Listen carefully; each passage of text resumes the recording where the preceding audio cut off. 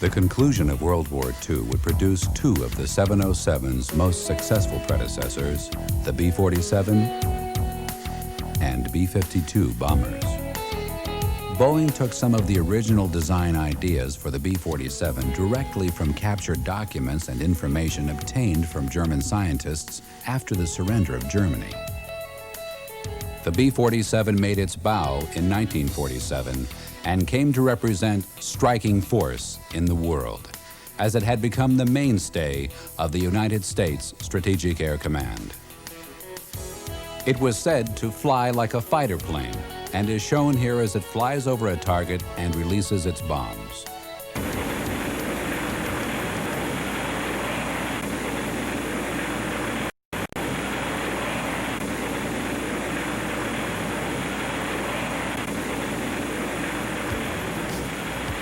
The B-47 was the first multi-engined aircraft to exceed 600 miles per hour, and with its daily demonstrations of speed and mobility, it quickly became the fastest known bomber in the world. The B-47 made history by being the first jet type to fly over the North Pole in September of 1951. From the B-47 came a bigger and heavier design, the B-52 bomber, shown here on its first rollout. The B-52 exceeded 200 tons in weight when full, and was representative of Boeing's finest design, engineering, and technical know-how.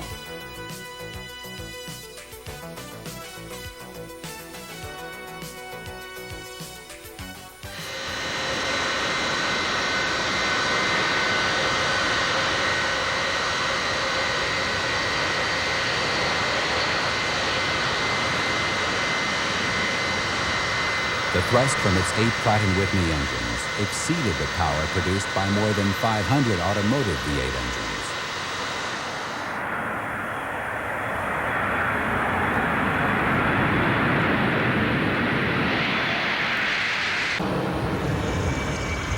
In one historic flight, 3 B-52 bombers flew around the world in 45 hours and 19 minutes.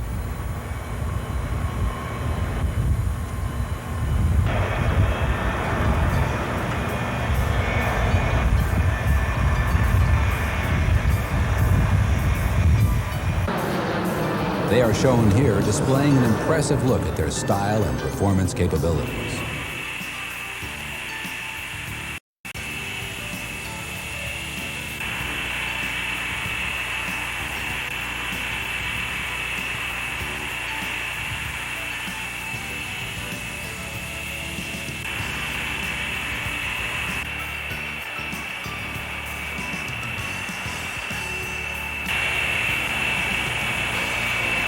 Listen and watch as the pilot of the B-52 bomber makes communication with the control tower for a final approach.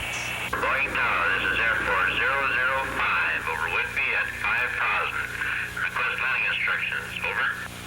Air Force 005, this is Boeing Tower. You are cleared to make a straight-in approach to runway 13. Wind southwest 25, gust to 35. Extreme caution. 80 to 90 degree right crosswind. Report at Harbor Island. Over. 005, roger on crosswind condition. The design of the Model 707 is reflective of the keen insight that Boeing had gained from the development of these bombers and 2 other types of air transports. The Model 367 Stratofreighter, which enjoyed huge success as the C-97 freighter tanker, and 377 Stratocruiser designed to carry passengers. There had been earlier jet transports, like the de Havilland Comet, sub-aviation Caravel, but for various reasons, these had failed to secure the lead that would eventually be assumed by the 707. The legendary 707 made its debut and history with the rollout of its prototype Model 367-80 in 1954. This model carried the appropriate civil registration of N70700 and universally known as the -80. The Dash 80 is widely regarded as the single most important aircraft of modern times.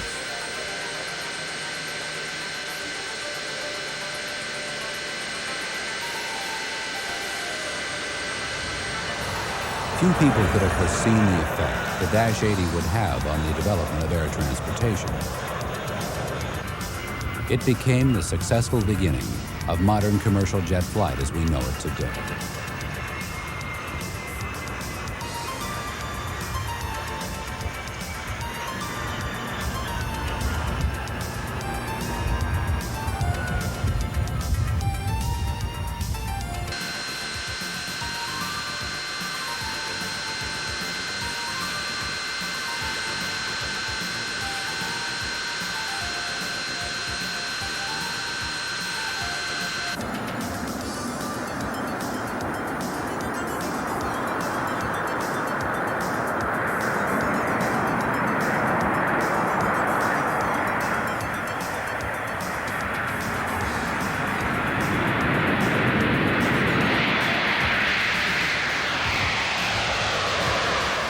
Here, this $16 million gamble is shown being put through the paces of its first test flight by Boeing's chief test pilot, Tex Johnston, in May of 1954.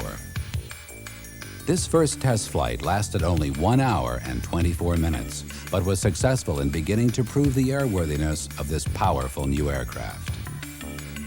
Powered by 4 Pratt & Whitney JT3C turbojet engines with 10,000 pounds thrust, the Dash 80 was given a low and medium altitude shakedown and handled it all with ease. After landing, Tex said everything went without a hitch, and this first flight became a flight into the future. During one of its early test flights, Tex was so impressed with the Dash 80's performance, he risked his job to show off the plane. While Boeing's president, William Allen, and a host of key government and airline personnel watched, Tex did a barrel roll at altitude. Upon landing, Mr. Allen met with Tex and stated, "It was a good performance, but don't do it again." The Dash 80 was so unique in its performance, on May 21, 1972, the Smithsonian Institute declared the airplane one of the 12 most significant aircraft of all times.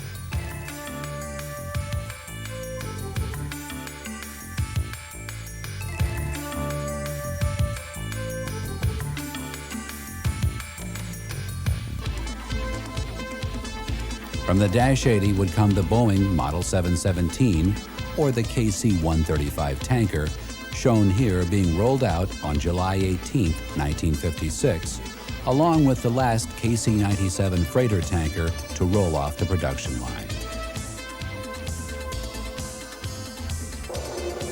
The KC-135 tanker was by no means just a military version of the 707 commercial transport. Even though the KC-135 and 707 shared the same parent, the Dash 80, they differed in several important areas and were developed in parallel programs. The two could not be produced on the same factory jigs because the KC-135 had a more narrow fuselage and entirely different cross-section.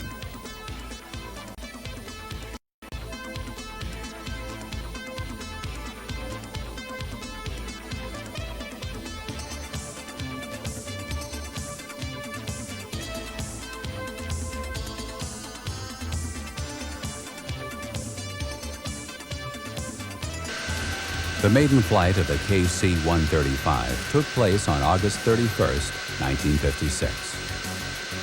The first deliveries were made to the United States Air Force, and a successful career of an indefinite length was underway.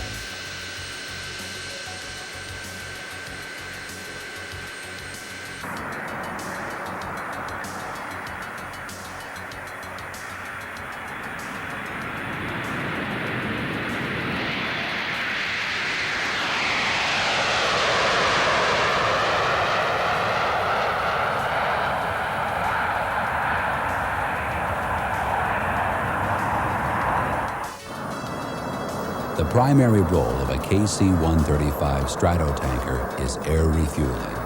It is unique in that no other aircraft has performed the same function with so much success.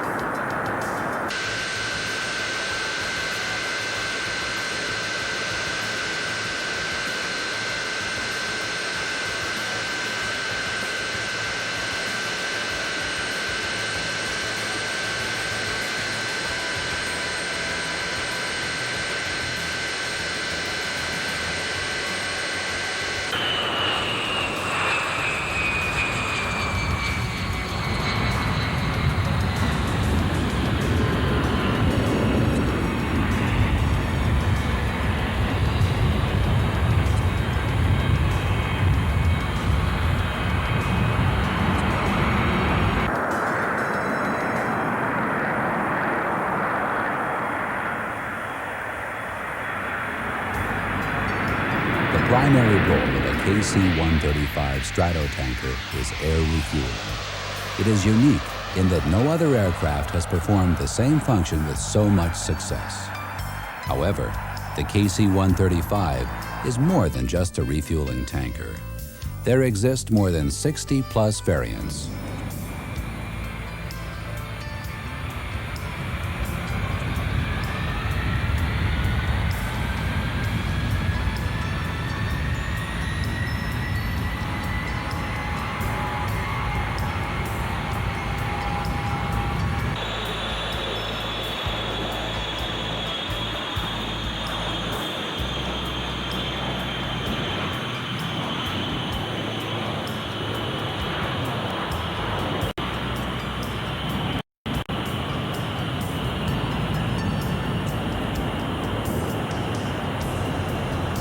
KC-135 tanker preceded the Model 707 commercial transport and paved the way for this new kind of aircraft.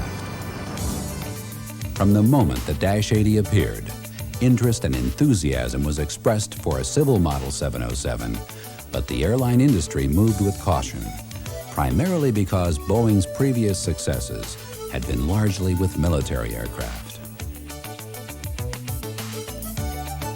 So, Boeing began a lengthy period of testing and improving. They increased the diameter of the fuselage from 12 feet to 12 feet 4 inches and increased the length of the body by 16 feet 8 inches, creating a maximum seating capacity of 179 passengers.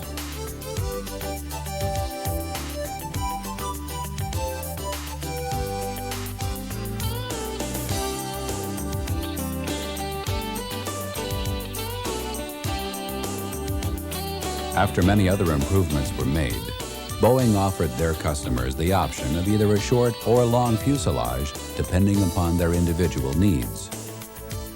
Pan Am ordered the first 20 707 jetliners on October 13, 1955. Once this original order had been placed, orders and options began to pour in.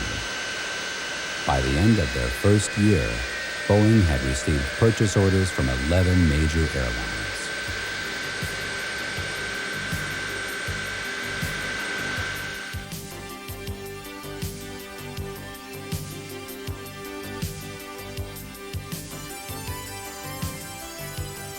Let's view some of these early Model 707s and their performance of both internet and intercontinental service.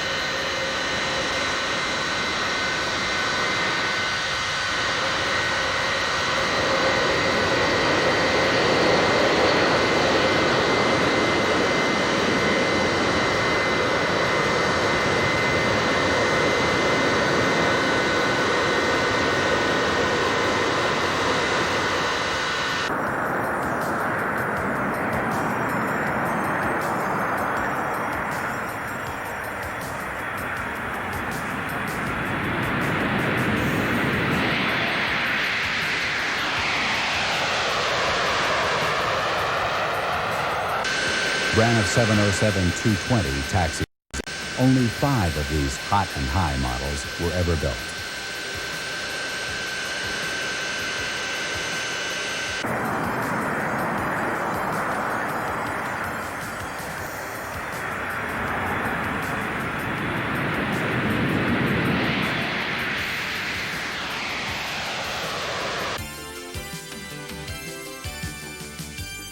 Air India's 707-420 with its Rolls-Royce engines comes in for a landing.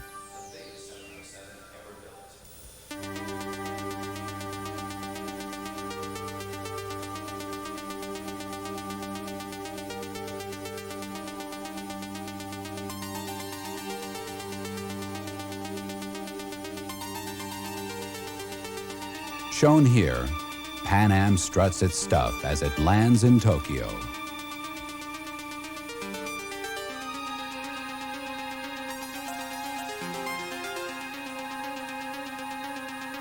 Here, Governor Pat Brown and his wife christen American Airlines' first 707 scheduled to depart from LAX. It flew with 104 passengers on board and 8 crew members from LA to New York.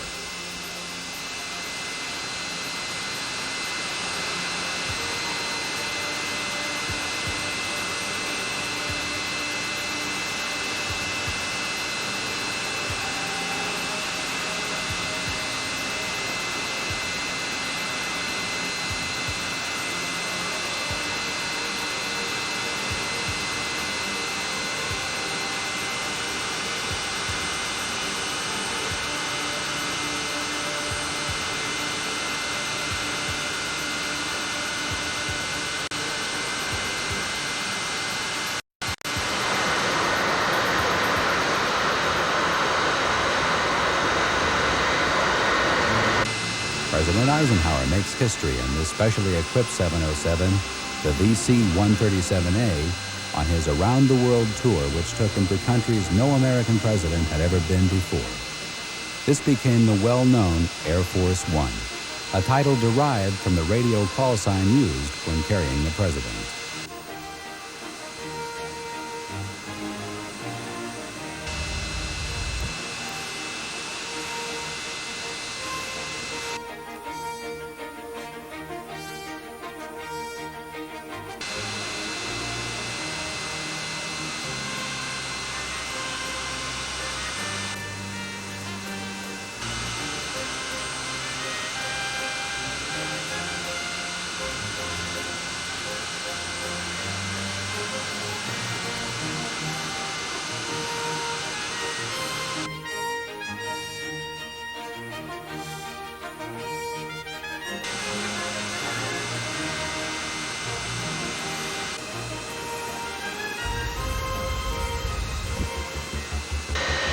In April of 1959, the FAA began examination of the Intercontinental 707 at Edwards Air Force Base.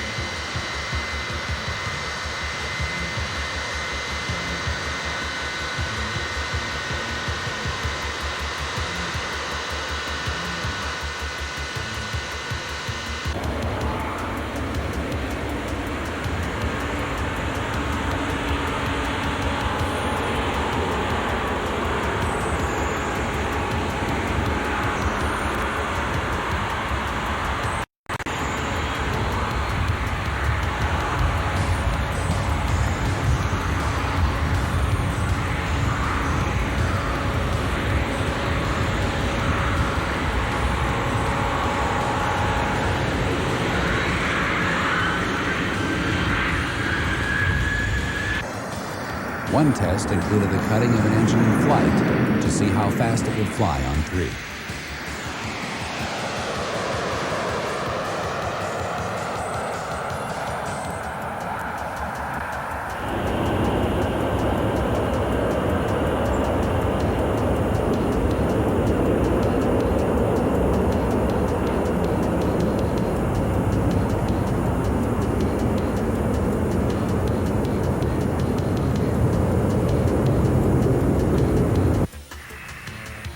Here she comes.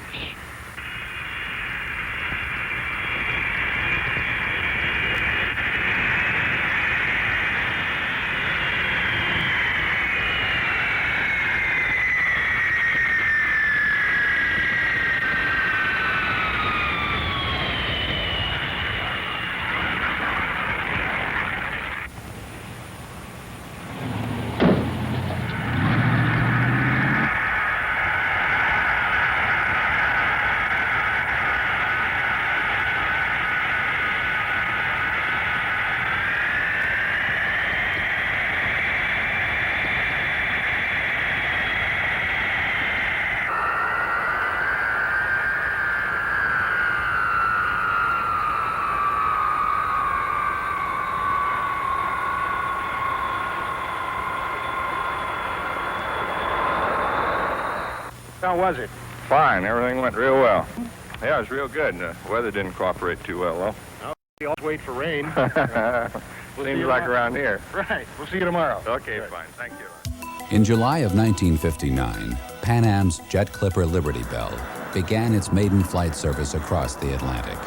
It carried Boeing's president, William Allen, and the FAA on board, and flew from Seattle to Rome, 5,800 miles in 11 hours and 6 minutes.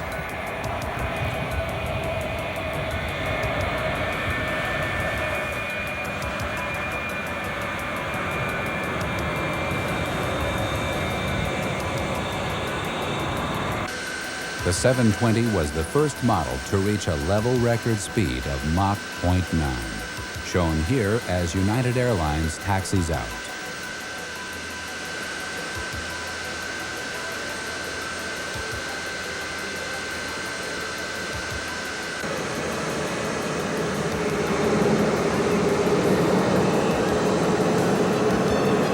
The basic Model 707 concept was so successful, it was retained by all Boeing's later transports, which included the 727.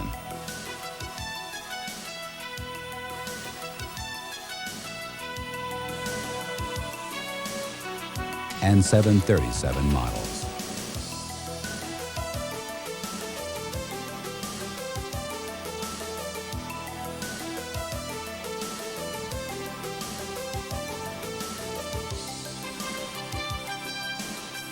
The 707 is a striking example of beauty and integrity combined, a symbol of American ingenuity and pride. The legendary 707 truly lives up to its name.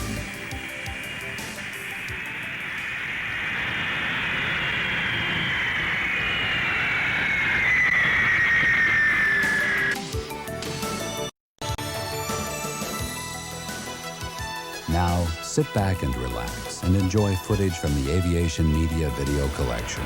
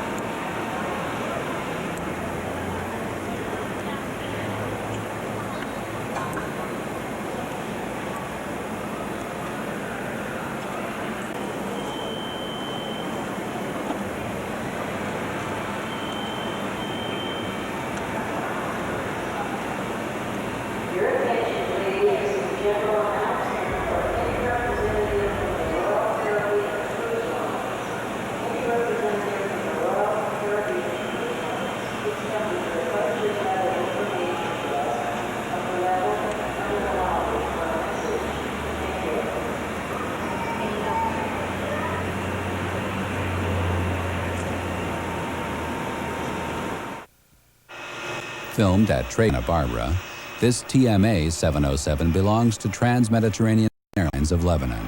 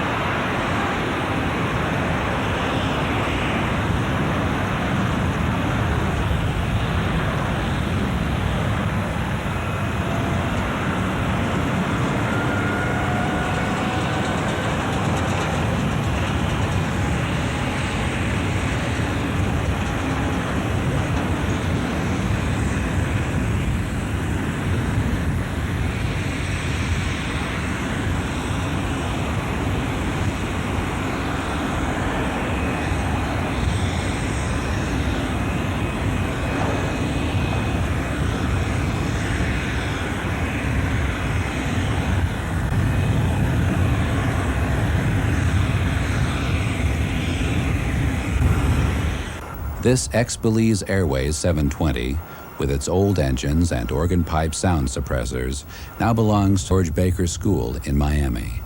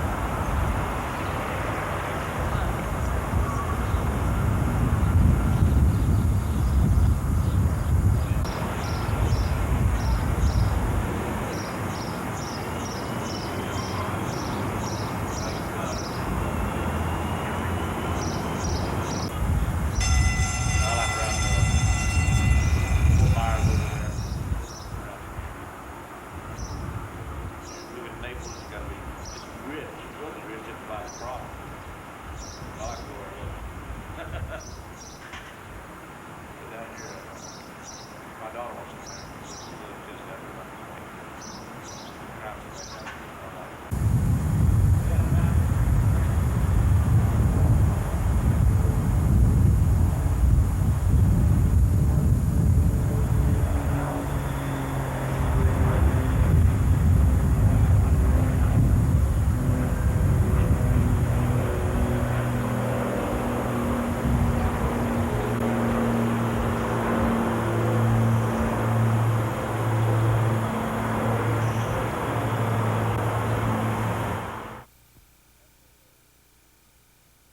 The FAA intentionally crashed this 720 during one of their safety tests.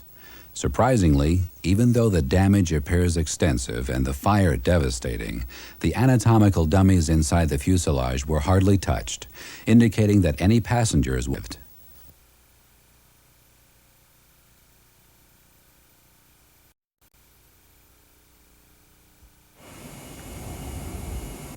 This heavy-lift 707-351C is in for hush kitting at Burbank Aeronautical.